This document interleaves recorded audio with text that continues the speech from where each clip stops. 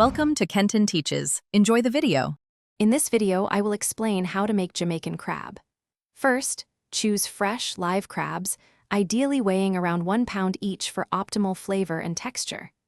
Begin by thoroughly cleaning each crab under cold, running water, scrubbing their shells, and carefully removing the gills and any internal organs.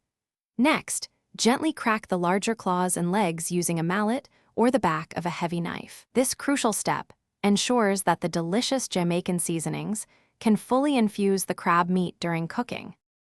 Now, let's create that authentic Jamaican flavor. In a bowl, combine finely chopped green onions, fresh thyme sprigs, minced garlic, and a small amount of Scotch bonnet pepper, adjusting to your spice preference. Incorporate ground allspice, freshly cracked black pepper, and a pinch of salt. Mix these ingredients well to form a fragrant paste. Then, generously rub this vibrant seasoning mixture over every piece of your prepared crab, ensuring full coverage for maximum taste. With your crabs beautifully seasoned, it's time to cook them to perfection. Heat a large pot or Dutch oven over medium-high heat with a tablespoon of cooking oil. Add the seasoned crab pieces and sauté them for about 5 minutes, stirring occasionally until their shells turn a vibrant red.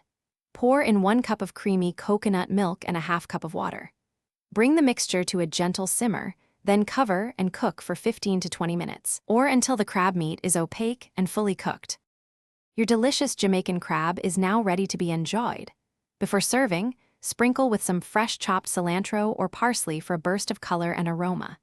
This flavorful dish pairs wonderfully with traditional Jamaican sides like fluffy rice and peas or sweet and savory festival dumplings.